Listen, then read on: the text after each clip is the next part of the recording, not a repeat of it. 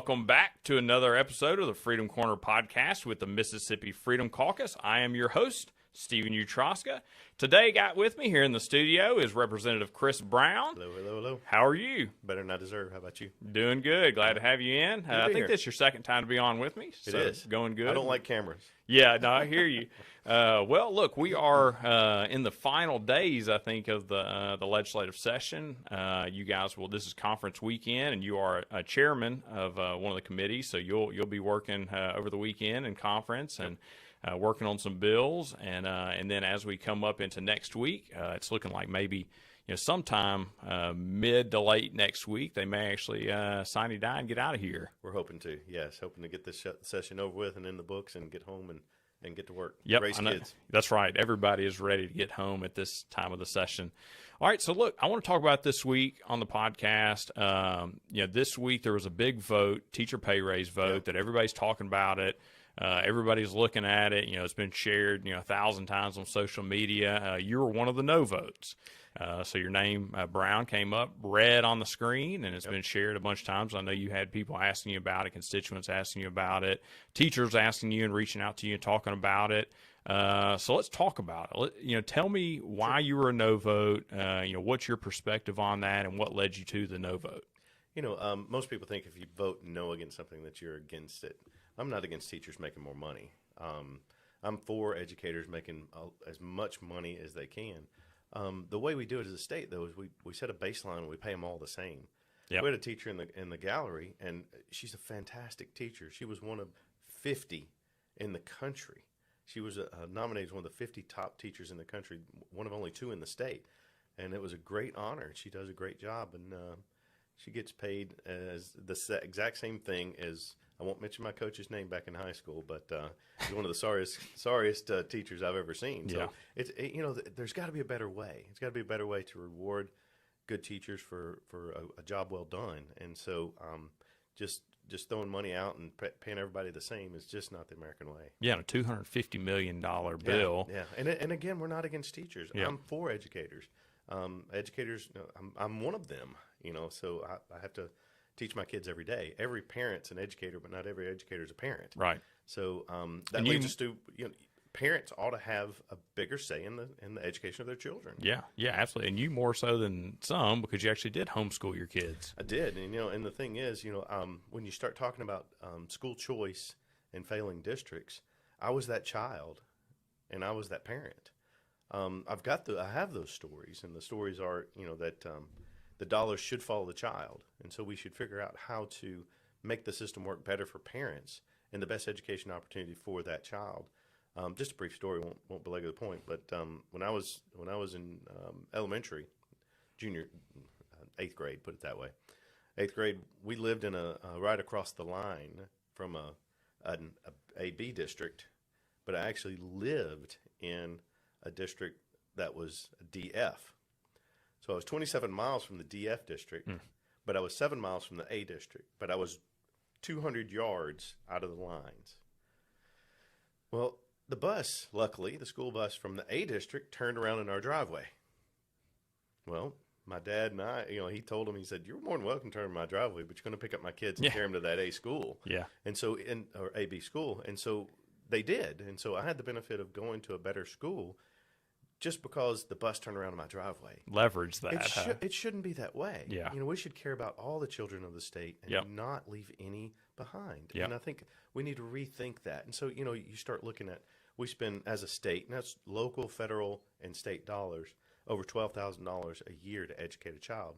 And that includes everything as far as the free and reduced lunches, the transportation. So I'm not saying all that goes to instruction. Right. A lot of it's in administration, a lot of it's here and there, but it's over $12,000. According to online statistics, the private school sector in Mississippi average of $5,500 a year to educate a child. So you start thinking about it, it's like, well, if we empower the parents, it's our tax dollars, it's our children, should they not get to pick the education that's best for their child? Right. And that's not a foreign concept, and it actually helped win some races in Virginia that nobody thought they would win. That's right. Yep. So let's if parents had the choice to take the money and send their kid to a public school or to a private school, I think a lot of people would probably make the choice to send their kids to a private school. But I don't think it's that. I think good A schools.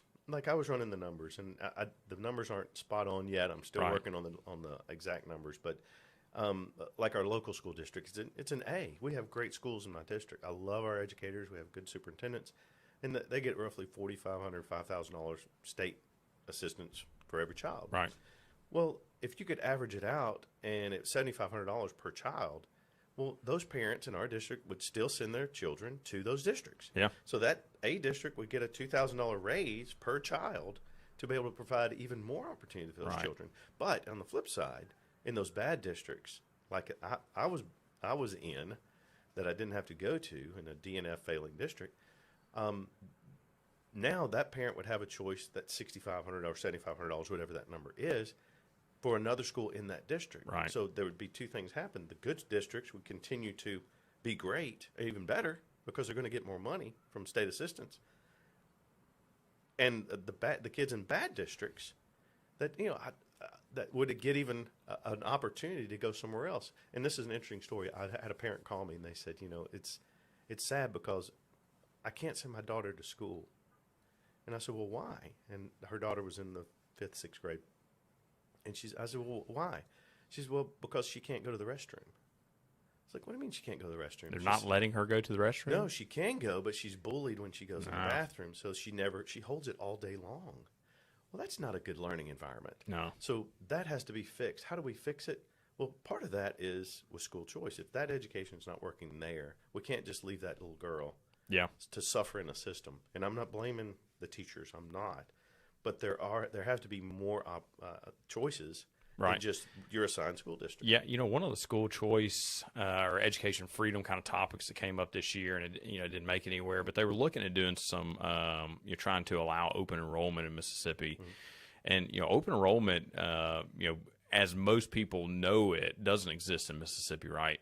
But Mississippi, and kind of like your story about when you were younger, we actually do have open enrollment, but the problem is it requires both the receiving school and the sending school to both approve it. So in your case, the one school was having to come pick you up 27 miles away or whatever it was. It wasn't reasonable for them to have to come pick you up and take them back, even though you're in that district.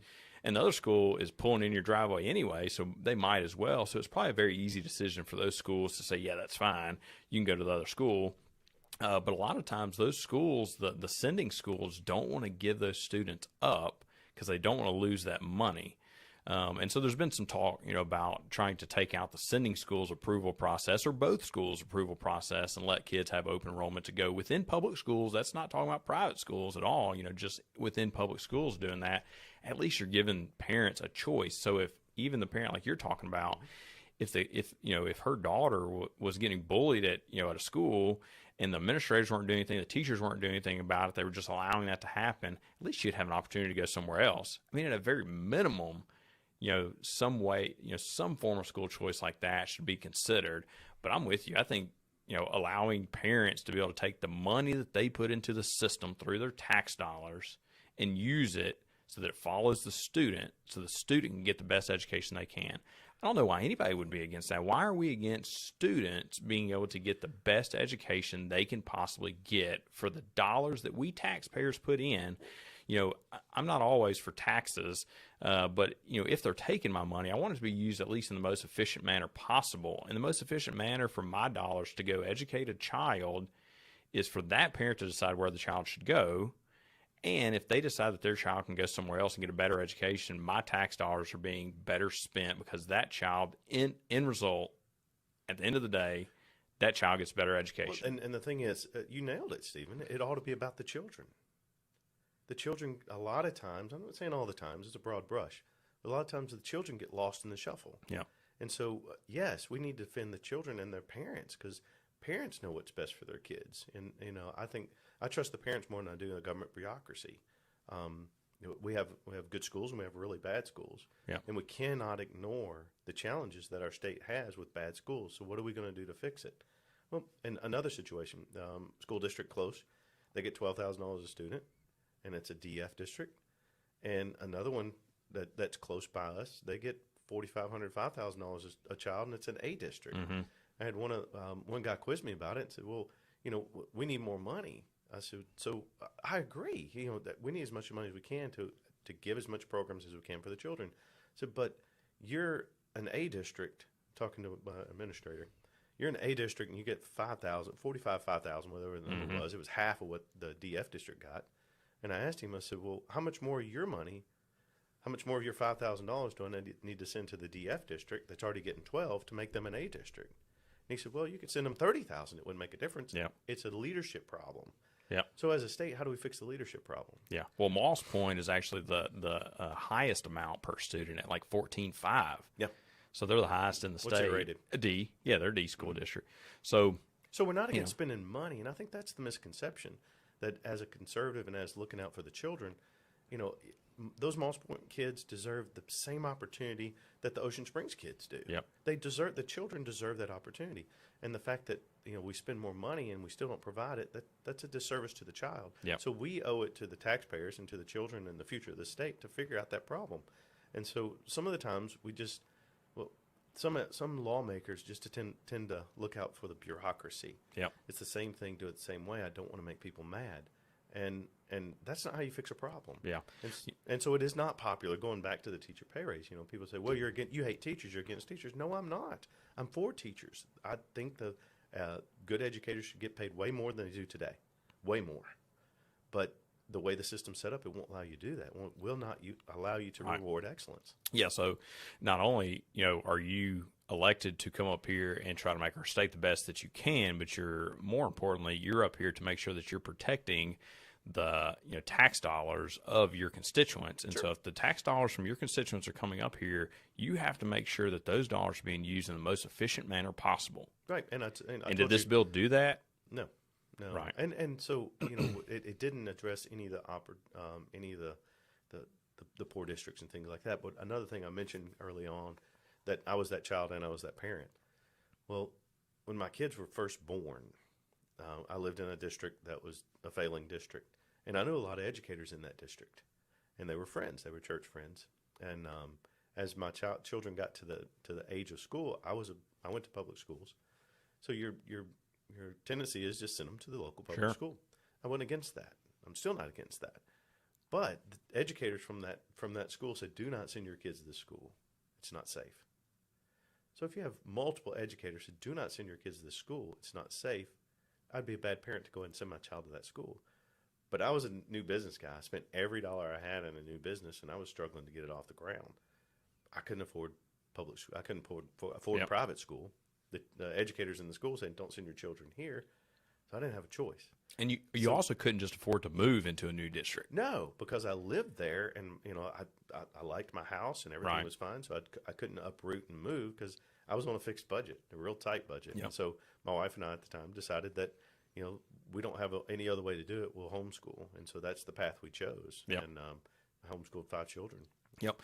Well, look, one of the kind of excuses I hear sometimes and from teachers is they say, well, look, I have students in my class, and you say that parents know best what's best for their child, but I know some of these parents of kids that I have, and I can tell you they don't know best. Sure, and there's bad parents and bad teachers. 100%. And that's why I prefaced the statements early on that there's bad and all, so you don't paint a broad brush. Yep. But you can't judge them all by one or two. That's right. Right. Yeah, yeah, and that's what they're doing. They're trying to say, well, I know some parents. I know some parents that they're not the best. I'm even surprised that the kids make it to school with these parents. Well, and but it's the way the system's set up, and I'm sorry to interrupt you, Stephen, but the way the system's set up, that a lot of times the teaching environment is not fair to the educator either. Right. And so, 100%. So I'm for making the educators, we test them too much. We make the teachers teach to test. It's not that system. We need to rethink the whole system. Yep. And so, the no vote was not against teachers, but it's to say, stop. Let's talk about education in Mississippi. How can we make it better? How can we move the ball further down the road? And I think we saw that in Virginia. I think, a Republican, Governor Youngkin, won, wasn't supposed to win. Yep. Why? He was talking about school choice. He was talking about empowering parents to where the bureaucracy, and the Democrats were talking about, let's do it the same way. Let's do it the same way. And the parents were like, it's not working. Yep. Let's change how we're doing it. because the local school district would say the parents don't have any input. It's our way or the highway. That's not public education. That's government education. Yep. So we want to empower parents to help children. And as an end result, it will help the educators have a much better environment to teach those children. Yeah. I think back to what you said about, teachers aren't always put in the best environment because they're being asked to do things, teach to the test, do all these things that they shouldn't have to be done. Right. And I agree with you. And they have to work sporting events for free. That's right. And so, I did introduce a bill, and I hate to jump on that. I was talking to a friend of mine from Austria, and he was talking about the American school system, and his name's Akos. And I said, well, Akos, what would you change in American school? He says, well, I don't understand why you play at school. And I said, what are you talking about? He said, well, in Austria, we focus on education. So school's for education. After school is for play. And so they had the same system set up to where we have Pee Wee football and Pee Wee baseball. So that's municipality and local. And so that all they do is just carry it all the way up. So I introduced a bill to separate sports from education. Let's let teachers and educators focus on educating.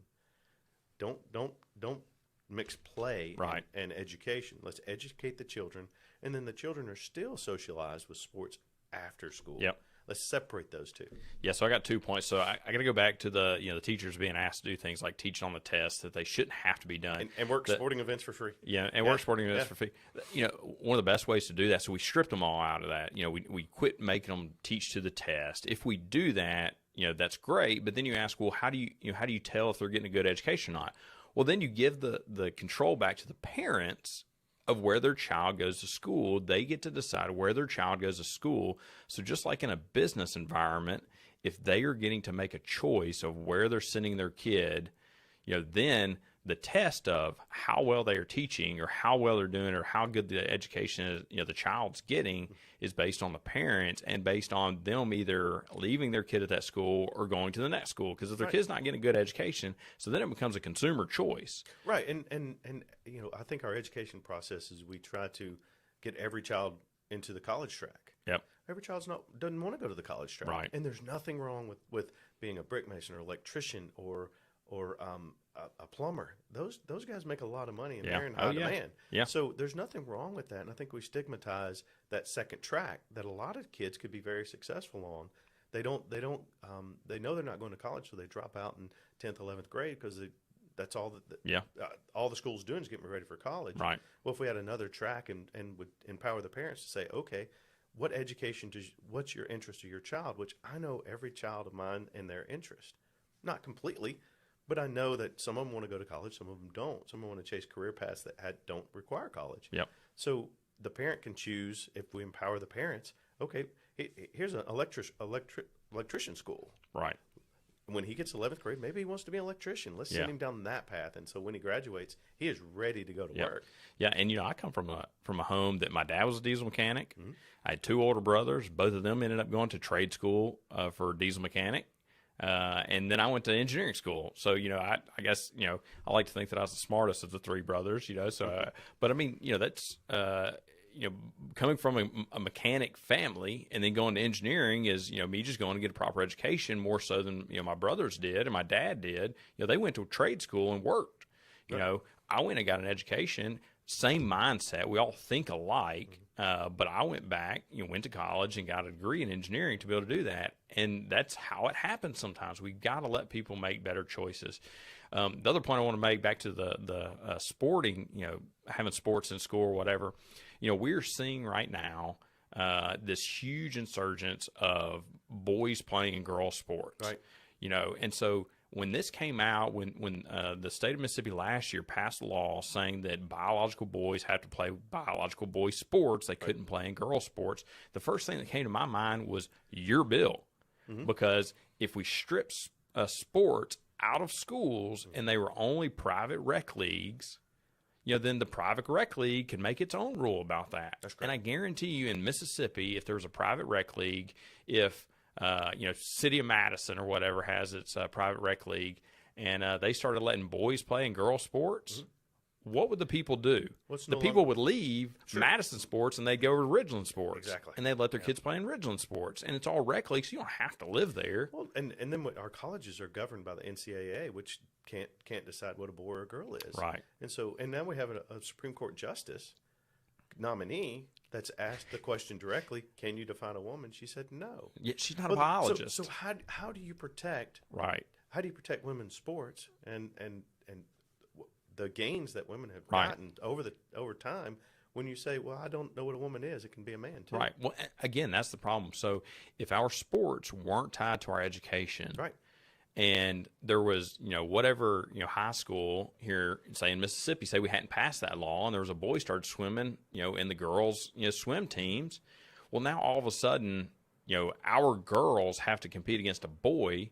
Like NCAA. And if this is like NCAA, and if this is a government, supported sports system through the schools, they can't just leave. Right. They can't just leave that and go somewhere else. But if it's private, because that's our assigned school. right, it's their assigned school, or even if it's if they're in one school but on the state level they're swimming against each other. There's But again, if it's a private league, yeah, private local. league, Yep. leave that private league, and I guarantee you in Mississippi that private league would die. I'll make two more points. I know we're probably running over, but Yep. A friend of mine lives in Bulgaria, and they were talking about the free healthcare system in Bulgaria. Now they live in the United States, but they were talking about it's free, but what happens is you get an assigned doctor, just like we assign schools. And she said, well, when we were sick, we had one assigned doctor. So there was another one 2 streets over, but we couldn't go to him or her. We had to go to the assigned doctor. Well, they got paid the same as everybody else. Yeah. So if the doctor didn't feel like going in, they went home sick. So it sounds really good, that you'll have an assigned doctor, you'll have an assigned school. But what happens when it breaks down and starts getting bad? Yeah. And so those people in that neighborhood suffer because they have to go to that assigned district or assigned doctor or assigned school. Well, that's how the communists did it. It's not how Americans do it. Yeah, well, it was funny. Jay Hughes, as you remember, was one of your colleagues over in the House. Yep. He was ran for lieutenant governor, and he made a kind of a blurb during his campaign because he was, adamantly against any kind of education freedom or anything, and he made a blurb, a mess up, if you will, during his campaign. And he said, "Well, if you don't like the school district you're in, just leave, just move to a better school district." That's a Marie Antoinette moment. 100%. Because Jay is not he is not a poverty stricken. Right. Jay's very wealthy. That's right. And he's in a super A district. Right. And so people like yourself let who them were eat struggling. cake. Right. Yeah. The people that are struggling in districts, and that little girl that can't go to the bathroom, I have no time to worry about her. Let her parents move. That single mother that is having to watch her child cry because she can't go to the bathroom at home, just leave her in that situation. It doesn't bother me in my ivory tower. Yeah. And that's one That's right. thing that we can't allow to continue to happen. We got to think about all the children of the state, whether they're in the Delta, in the Piney Woods, in the North, on the coast. That's right. We sink or swim together as a people, and we can no longer ignore people that we don't. I had one educator say, but not educator, but somebody that was kind of in the business, and I said, "What about the poor kids that don't have an option? The single mother that can't move out?" She said, "Well, I don't care about them." It's like, what? How can you not care about that child? Yeah. I care about all the children. I'll make one more point. And I know, again, we're running over. MHSAA, as a homeschool dad, we have homeschool track and things where we have our own teams. Well, we've been trying to get, a few years ago, our homeschool cross-country teams would go to open meets at Mississippi schools.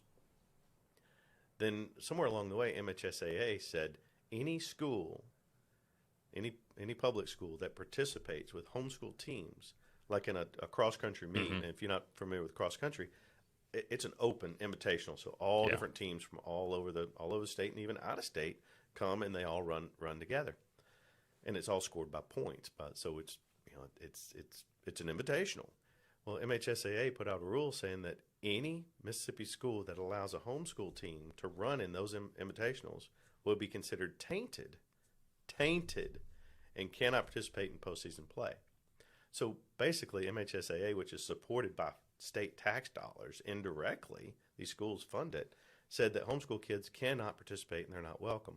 although they're taxpayers and they're helping fund it. Unbelievable. And so, and the oddest part is that you can go to Tennessee and run fine, and it wasn't a result of any problem at all. We had no issues. Yeah. We had there was a few parents that complained because some of our kids were faster. Oh, right. And may get a scholarship. So it was all about, it wasn't about the kids. And that's the breakdown. And I'm not saying it's an institutional thing to say, let's make it about the kids. Because if it's about the kids, MHSAA, the public schools, and the homeschool teams can all work together for the kids. Yeah. And so that's a problem. And I introduce that bill every year too. And to MHSAA's credit, they said we're going to look at it and try to come up with some solutions. Yeah, but well, good. Till then, we drive into Tennessee. Yep, that's right. Well, good. Well, as always, it's a pleasure to have you on the Freedom Corner podcast. For everybody that's out there watching, stay tuned. We are wrapping up the legislative session, so next week may be the last week of the session. Yep. But Sonny die. Yep, that's it. But I'll end it how I always end it. Chris, there's no one I would rather have fighting in my corner. Thanks for coming on. Thank you, brother. Take care.